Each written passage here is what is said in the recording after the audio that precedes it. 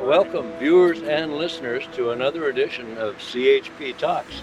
I'm here with a very exciting guest, Mr. Christian McCay from Victoria, and as you can see, we're standing here at the grounds of the BC Legislature, and Christian McCay has just become the leader of CHP-BC. Right. Christian, Thank you, Rod. Thank you. Thank you for taking on this responsibility. We really appreciate it. I'm handing the reins to you, or the torch, or whatever you call it, and because I've got responsibilities with federal party. And folks, this is a unique opportunity to have a man who lives in Victoria and who has a passion for Jesus and wants to do the right thing to be able to lead a provincial political party and accomplish God's purposes in Victoria and in British Columbia. So Thank you. Thank you It's so an much. honor for me. It really is. So, Christian, tell us a little bit about yourself, your background, Sure. how you grew up, and what you've done, and what you plan to do. Yes, thank you, Rod. It's an honor to be here. So, I grew up in Campbell River originally. We moved here from Campbell River 3 years ago. We have 5 children, mostly grown up now, and grew up in the trades, in the body shop industry actually, because my dad had a body shop there, and so it was a family business. And from there, I did some sales around the island and worked in the electrical trade after that for some time. I got out of the trades altogether, got my health and safety diploma, and I guess you could say by God's grace I retired about 12 years ago, and I've had a lot of opportunity to do ministry and moving forward. And what came about through that, there's a couple of us created the Canadian Christian Lobby, which was established to defend our culture that has been disintegrating over time, to defend the vulnerable, to speak and equip others in our society and the church about SOGI 123, euthanasia, the overreach from their government, freedom of speech, those sort of things that are attacking our culture. So yeah, that's exactly what we're trying to do with the Christian Heritage Party, both Canada and British Columbia. That's right, yes. Awesome. And just exactly how did you get involved in politics? I mean, you weren't always engaged in the political sphere, but I'm referring to not just politics like what goes on in the halls of power here. That's right, yes. But politics, the social changes that are taking place, the laws that have been passed that are bad for children, bad for families. Yeah. And how did you go from being a family guy doing body shop work with automobiles, and all of a sudden now you're pushing to correct the mistakes that have been made by our government, by our courts, and especially in the area of gender and those types of things. How did you get involved in that? Yeah, thank you. You said that very well. I got, more or less, to keep it simple and short, I got an email one day, and it talked about SOGI 123 that was being implemented in the schools. And when I saw that and I read that, I was in somewhat of a disbelief, but there was something inside of me that said, we have to figure this out. What is this really about? Is it true or what? And I know myself as a child, I very easily could have been persuaded and convinced of different things in life. And so my heart was really for the children and families. That is the foundation of our nation, right? And so I took that. I had no idea what it meant, but I organized a meeting, involved the local churches, put it out publicly. This was up in Campbell River? That's right, yeah. Started just at a church, inviting some people and to present on some of their experience and what they were hearing, and the best we could figure it out from the secret things that were going on behind the scenes, but we were hearing some things through the schools. So I organized that, and the next thing you know, we're at the school board meeting. I'm inviting people to come out publicly, and the school board ultimately has created a grassroots movement by exposing themselves, by lying and not being honest, not answering questions. And so I can't take any of the credit, first of all. It really is them that created an emotional response. People that were, quiet mothers and fathers getting really upset and outraged because they had no voice and they had no way to defend their children. So I got involved in that, and it wasn't very far into it. I realized the real problem we're having here is getting the information to the people. Yeah. If we can't get the information to the people, we can't do what we got to do. Right. So politics, it goes at all levels. It's a grassroots. It goes to the top. And what I've seen and learned is the grassroots empower the people at the top. So if we don't have grassroots at the bottom, they can do whatever they want. And so it wasn't long. I mean, we worked hard, we persevered, and we traveled around the province with some speakers and talking about this, trying to get some school boards, some new school boards in place, right? And realized that if we don't replace the school boards with quality people that will speak and stand up for the family, we have nothing for a basis, right? So I think for too long, those of us in the movement, the Christian movement, the freedom movement, have thought only of federal like MPs and provincial MLAs, and we've forgotten about school boards and town councils and mayor positions that are so important, really, because a lot of the destructive policies that we have today in the country have come about as a result of local school boards and local town councils, you know, putting in rainbow crosswalks and doing all the pronouns and all that stuff. So we do have to fight the battle on all three levels, municipal, provincial, and federal. And so you've been already involved in a couple of those. And so we thank you for taking the time. Just for those who don't know, last Saturday, October 18th, we had an annual general meeting in Abbotsford. It was of the Christian Heritage Party of British Columbia. I still remain as the national leader of Christian Heritage Party of Canada, CHP Canada. But we had a meeting, and I officially handed over the reins to Christian. He was elected unanimously by all those who were in attendance, both in person and those who participated by Zoom in our AGM, and you got a strong show of support. Thank you. And Christian shared his vision there, and we're going to talk about some of those things now. But just so you know, he now, and we stand here in front of the BC Legislature, because that's where provincial decisions are made, and sometimes cowardly decisions. And but we want bold people, brave people, courageous people, people filled with passion for Jesus and for a future that is set on the foundation of a rock. You're so right. And really the problem we have right now is we have politicians that have not proven their responsibility. They're unaccountable, and we have a job as grassroots people, constituents, to be that voice for them and to hold them accountable, to encourage them, because we are just as responsible as they are. And unfortunately, it's not a local and a national situation. It's coming down from the World Economic Forum, the WHO, the UN. So we've got a lot of influences coming, and we really need leaders that will stand up and be a voice for the people. We so talk about this all the time. We've got the UN, the WHO, the WEF, and globalists within our own government. Federally, Mr. Carney and Justin Trudeau certainly are globalists. And provincially, we have some of that same problem, and we need to say, as citizens of British Columbia, as citizens of our local municipalities, we're not going to take it no more. We're going to stand up for our children, for our families, and for the future of this province and this nation. No, you're right. And we're seeing the implications are just coming down the pipe.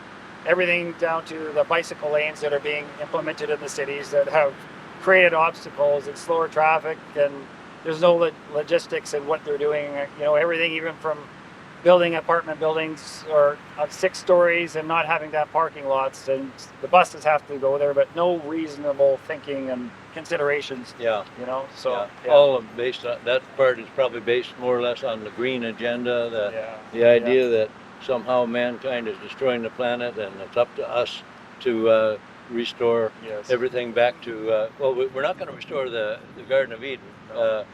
God made a perfect world. We've corrupted it. We've caused problems. But it's not going to be perfect again until Jesus comes back. In the meantime, it's our privilege and responsibility to represent kingdom principles at all levels, in the family, in the church, in the province, in the nation. No, you're so right. And the things that are stemming down are medical systems collapsing.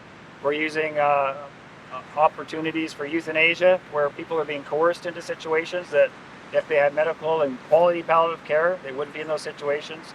You know, it's endless what's going on. Even our land now, right? It's 80 to 90% is potentially up for grabs with the untreated Aboriginal treaty, right? Yeah. So Right. yeah, so we have to be a voice. We have to phone our MLAs. We have to phone our MPs, Yep. city council, school boards, and really encourage them and really expect change. You know, we really do. So yeah. Work and pray. Work and pray. Those are the two things that we need to do as Christians. That's right, yeah. Study to show ourselves Yes. approved. We need to understand Yeah. what God's plan is No, it's for true. ourselves, our families, our churches, and our nation. So true. And then we need to speak up, Yes. stand up, speak up, and show up, right? Yeah, for sure. For all these important decisions No, it's that are true. being made. And you know, one of here's a prime example. We set up a school board slate with 3. They were my friends. They stepped forward. They had 0 experience in politics, but they were equally as disturbed as I was. And it was interesting. The school board said, "You're just a small group of Christians," and we knew we weren't. But when we got the votes and they saw what happened, they saw that we got a third of the votes, and a lady, single mother, spoke up, very articulated, saying what Soji 123 was, that it wasn't an anti-bullying program, but propaganda for our children. And she was short 150 votes from getting elected.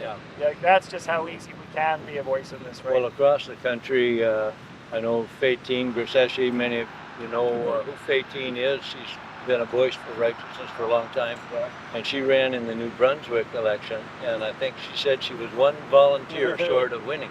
If she'd had one more volunteer helping door knocking, distributing flyers, and that type of thing, she probably would now be an MLA in the province of New Brunswick. That's right. And having a voice there. Yes. Municipal elections, unfortunately, are so so neglected. I guess Christians and all Canadian citizens we have a very poor record of showing up. Very low voter turnout, Yes. especially for municipal, and we should turn that on its head.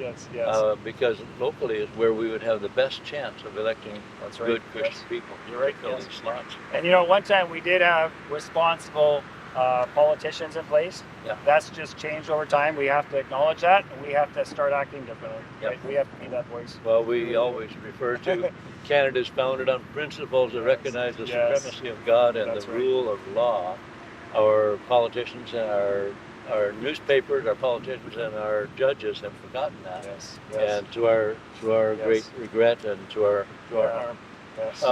One thing we've noticed over the years, the left seems to be able to unite on a lot of issues, whether, no matter what it is. Yes. They seem to be able to pull themselves together, overlook their differences, and have a big impact on, like we have laws today that had they been decided by a popular vote, we would not have those laws. Right. I think, locally that could be rainbow crosswalks, federally it could be abortion. In fact, we're killing That's right. 100,000 Yes. babies a year in Canada, and now with euthanasia we're killing, we've killed more Canadians with MAID than the Canadian soldiers who died in World War II. I mean, it's Wow. unbelievable. Wow. Yeah. So the left has been united, Yes. and the right has often been divided. Yes. How can we fix that? Okay, well, I think it is simply responsible and accountable politicians, right? Like we saw what happened here recently with the ARPA, right? Yeah. What happened there, where the ARPA was more or less thrown out of the legislature, the BC Conservatives were whipped. They weren't allowed to be a voice on that in any way. And that was disturbing, to say the least. Yeah. That was outright discrimination. And there is no neutrality in politics. No. There's no neutrality in anything we read. There's always something underlying. And so, what happened there with I do know there's some good BC Conservatives in there, but they were being whipped and controlled. And we need to hold them and encourage them to do what's right. But I think of Pontius Pilate, right? He washed his hands, suggesting that, thinking and liking to believe that his hands were clean, right? But no, there was his hands weren't clean. And was it worth it for him? No, it wasn't. And I'm really concerned for the sake of these MLAs on a personal level and their walk with God and where what they're up against. We have to consider what we're doing, not what we see presently, but what the outcomes are, and they affect people around us. Yeah. That's the problem too. Yeah, right? that just for clarity, if anyone doesn't know what happened, maybe across the country, an NDP MLA here brought forward a motion, not a bill, but a motion condemning ARPA, the Association for Reform Political Action, because of what they called their intolerant views. So ARPA supports the protection of innocent human life, traditional marriage between one man and one woman. It wants to protect children from abuse and the propaganda that's being pushed on them in the schools. And so the NDP disagreed with that. Well, it's one thing to disagree, but to come out and condemn an organization that's doing good, it was unbelievable. And then the thing that really troubled me is that John Rustad called all his MLAs out of Parliament, out of the legislature, so they didn't either have to or have the opportunity to debate this terrible motion. And they didn't vote on it. So the votes passed 48-3. The only three that voted against it were the three independents sitting in. So anyway, we commend them for their courage standing up. But I certainly am disappointed in John Rustad's leadership style, that he would allow something important like that, such a travesty of justice and decency. He would allow that to pass without even allowing his members to speak up about it. So true, right? But you wouldn't do that. No. If you were the leader of the opposition, you would have something to say about it. We have to stand up. We have to be bold. And there's a difference too between conservatives and a true conservative. Yeah. A true conservative will hold on to biblical principles, because we know from history, all the way back to Israel's time, when they followed biblical principles and were in obedience to those, they flourished. And we can look in history, whether it be Switzerland, different places in the world, Canada, in the US, that's what brought them to prosperity and to flourish with the freedom that they had, living under those principles, right? So it's important to know the difference, that we have to define conservatism and define, and that we've talked a lot about philosophies and definitions. And one of those, another philosophy, if I could say maybe, is we hear that, MLAs are told, MPs, if they stand up and do what's right, they will end their career. They'll be a nobody. They'll be thrown out. But no, I think right now there's less of a reason for some of those conservatives to step forward. We've already had 3, and then we've recently had another one, right? So I think there's 5 now. There's 5 now that have come out of the BC Conservatives. Yeah. And just a year ago, there was such a groundswell of support for the BC Conservatives. People thought, they're going to fix things. They're going to go in there and straighten out the things that are messed up. And of course, it hasn't been that way. There's been this cowardice and bullying taking place even within the BC Conservatives. And we certainly appreciate the good ones that are in there. There are some exceptional men and women still serving in the BC Conservative Party. We tip our hat to them. We invite them if they want to do the right thing. It'd be an awesome time for them to cross the floor and be the first CHP-BC members of the British Columbia Legislative Assembly. That's right. And you sent me the article this morning by Jude, what was the? Juno News. Juno News, yes. And so there's some BC Conservatives that are secretly talking about how upset they are with John Rustad as a leader. And that again, it's great that they're doing that and somewhat exposing things, and that's their way of maybe indirectly putting some pressure on John, but they're voicing that they want a new leader. That's what they're saying. And you know what? They are the leaders. We voted for them, and they have to step up. They have to lead the way, and they need to be the voice. And if there's any opportunity for them to do it, now is the time, and they have to step forward. And I could only encourage and invite them to consider working through the Christian Heritage Party. And we're not wavering back and forth with society. We have principles biblically that won't waver, just like our Lord and Savior hasn't wavered. He's got one way, one truth, right? And so, we really would have liked to encourage conversations in that regard, wouldn't we?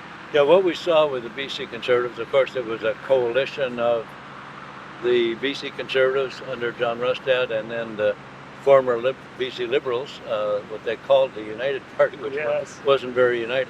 But when they coupled that together, thinking that they would have strength in numbers, what they actually got was a party where there's a lot of division and people looking at things from a very left-wing perspective, people looking at things from a right of center perspective. And so I think they're just dealing with some of that now. Yes, they are. And I'll be honest, I was the president for one of the ridings here in Victoria.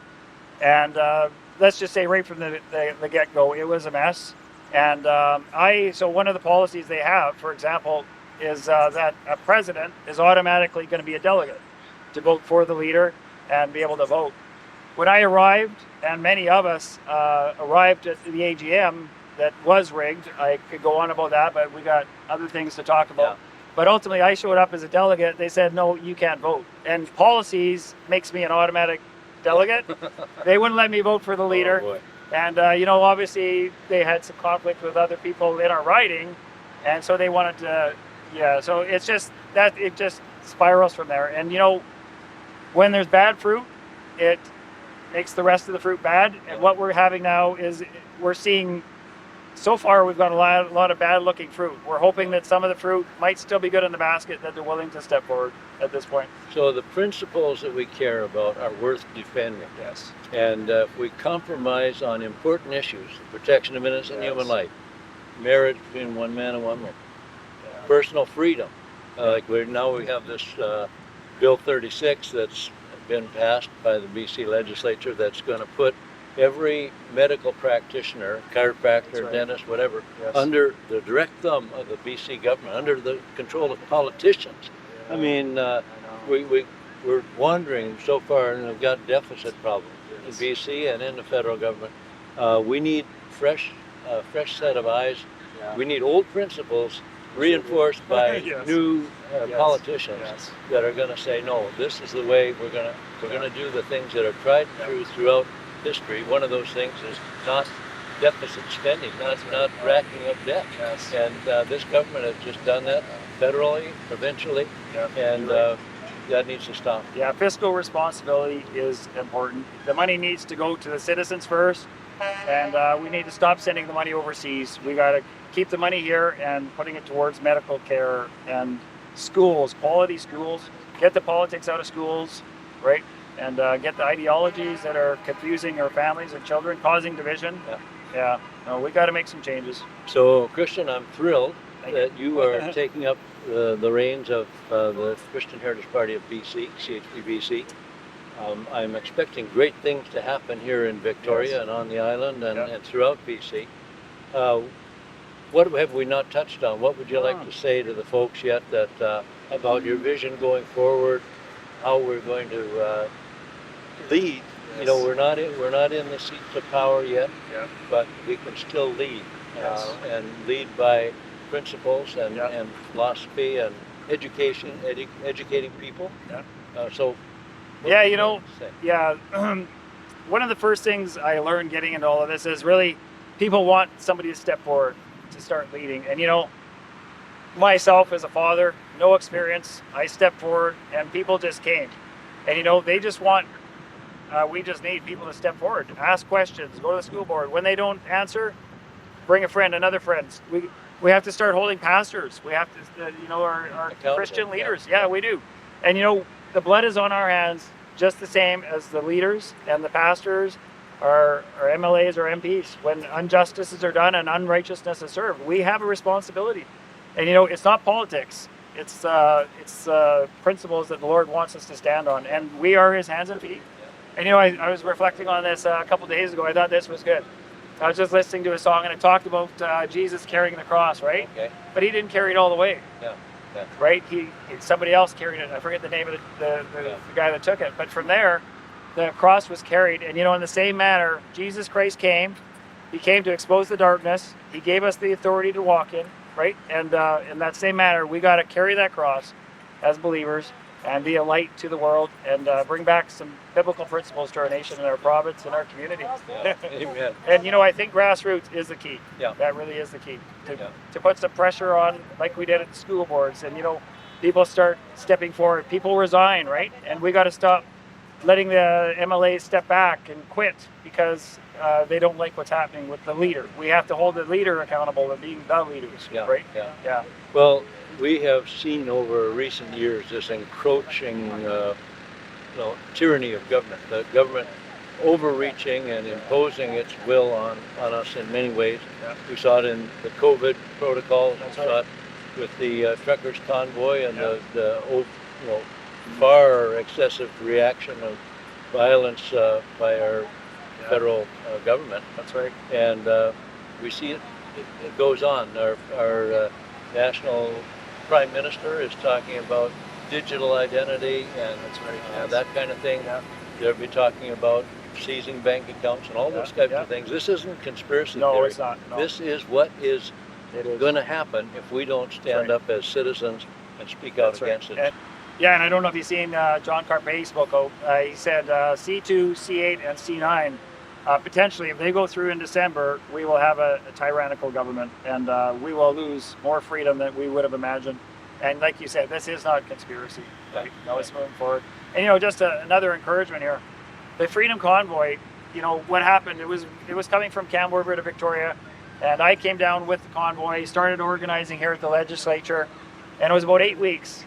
Word of mouth came that the truckers were coming, and the government, seeing what was happening, they blockaded this off so only the locals and tourists could come through. And they acted out in fear because the grassroots were gaining power. And ultimately, if we kept going, kept moving forward, we could have, that's all we got to keep doing. The same thing, right? Yeah, probably a lot of people don't know. We know about the Freedom Convoy in Ottawa, That's which right. was Yeah. really the starting point for many of us involved with the freedom movement. But we were here. That's right, yes. You were here at one of your events, you had more than one. Yeah. But you had people speaking on the steps of the legislature, and very, very powerful. It was. We did it for 8 weeks, and the people were so encouraged. And sometimes it's not about only what we see. The amount of encouragement that people had because others were, we joined together and we locked arms, right? That is a big part of what we have to do. We have to encourage people and let them know that they're not alone, so they will be able to step forward. And we're behind them, like we're behind the MLAs that need to be stepping forward, right? Yeah. Yeah. So let's sort of end on that note. When we see an MLA or an MP or a town councillor or a mayor or a school board trustee doing the right thing, we want to pat them on the back. We want to shake their hand. We want to thank them profusely because there are so few right now in positions of power. Yes. When there is someone who does the right thing for the right reason, we should say thank you. That's right. And if they do the wrong thing for the wrong reason, we need to expose the works of darkness, hold their feet to the fire, and say, you were not elected to be a domineering force over the people of Canada. Sure. You were elected to represent godly principles, peace and security in a true sense. I know there's peace and security. Those are things. No, that's right. People can say that, and there's no real peace and no security. But there is such a thing as a land that is under God's dominion, the dominion of Canada, right? His dominion here, that where the people are not in fear. That's right. Yes. Our people should not be in fear. They should be confident that they, their children, their houses, their belongings are secure from outlandish outlaws. Yes, so true. Yes. Well, thank you, Ron. I'll ask you sure. one more. We'll just kind of piece this together. So, just before we say goodbye, what's your single sentence that you want to say to people out there, especially British Columbia's citizens, Christians living in British Columbia who may be a little discouraged by things going on? What's your statement that can give them some hope and encouragement? Yes, thank you. I got two sentences. Maybe one, now is time. We need to do it. And it is through the grassroots movement, and we have to move forward, and we will, as the Christian Heritage Party of BC, work together with the churches and other movements that are in the works to coalition together like we've never done before. That's what has to happen. Wonderful. Yes. Well, thank you. God bless you and the work of your hands. Let's see changes take place. Thank you for your leadership and stepping forward all these years. Pleasant. See you, folks.